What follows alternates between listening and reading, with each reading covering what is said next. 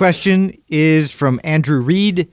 There's a lot of controversy surrounding the use of multivitamins. I take one of the best greens powders on the market, and my nutrition is fairly diverse. Is supplementing with a multivitamin necessary? And if so, when and why? So vitamins and minerals are essential. Many of them are essential, meaning you need to consume them or take some of them in order to thrive, and lacking any of them can cause lots of health problems. A lot of people know this. This is why multivitamins are popular. But a lot of people don't know the following.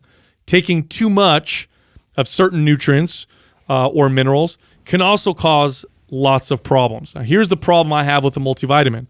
It's everything. You're nuking the problem. Now, what ends up happening a lot of times with people who take multivitamins is they cover bases, many of which they didn't need to cover in the first place. They're going in blind. They have no idea. And oftentimes they're actually taking too much of certain nutrients because they've got this multivitamin over here, plus they eat a lot of this particular food. Then they take the supplement over here that's also fortified. Then they eat this breakfast you're addressing one deficiency, but you're overwhelming the body with all these other minerals and nutrients. Especially if you're a person who's taking multivitamins and then you're taking a bunch of other performance supplements, bars, and shakes, because most of those bars, shakes, they're all fortified. Everything's fortified. Yeah, exactly. Inside of it. So you're really, and that's what I would find. I'd find the same person who buys into the multivitamin is also the same person who's buying into the bars, the shakes, and everything else, and they're getting an abundance of all of that, and some of that can become more acidic. Is better. Yeah, and you're totally, and here's the thing, you're totally blind. So if you want to maximize your supplement intake, especially vitamins and minerals, test them. Yeah. Go get tested and see what you lack, and then supplement with what you need. It'll blow your mind at how effective that is and how much of an impact that'll have on you.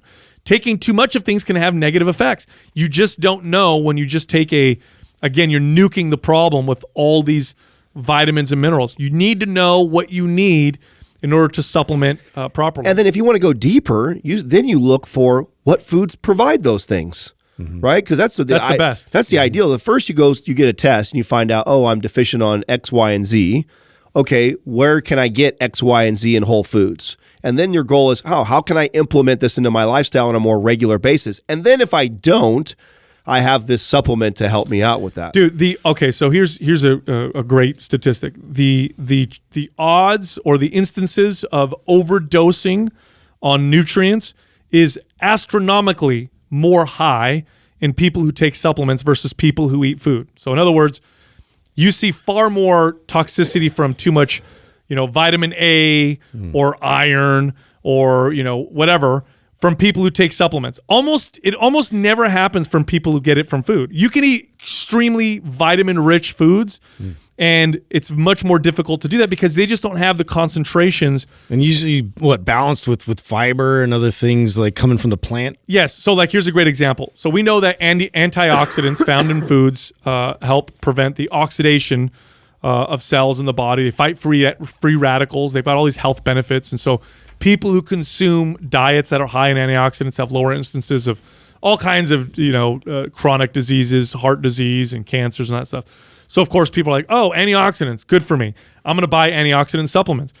The antioxidant supplements cause lots of problems for lots of people because they're at doses that you would never find in food. Unnatural. And they don't contain cofactors that foods have that actually can, balance out a lot of the antioxidants. So they did studies where people who had cancer, they gave them high doses of antioxidants. You know what ended up happening?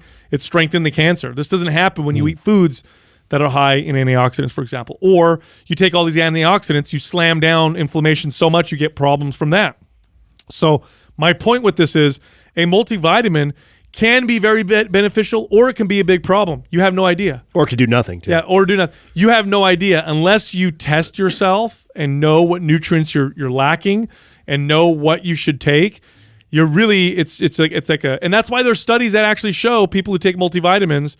There are some studies that show people who take multivitamins have worse health, and then there's studies that show that they have better health. That's why it's mixed, because I think sometimes people who are taking these multis are just overdosing their bodies with certain nutrients, causing deficiencies as a result. Like too much zinc, for example, can cause a copper deficiency. Too much iron can be poisonous to the body. Too much vitamin A can be poisonous. Even vitamin D and other nutrients that we know magnesium are important can cause lots of calcium. For a while there, people were taking shit tons of calcium because they were like, oh, calcium builds bones. I need to strengthen my bones, take lots of calcium, causing heart problems because that's not really how it works. Versus eating foods that are high in calcium, which tends to have these bone protecting effects. So test yourself, see what nutrients you're lacking, and then go from there would be my approach versus taking, a freaking nuke approach and just taking them all. Beautiful.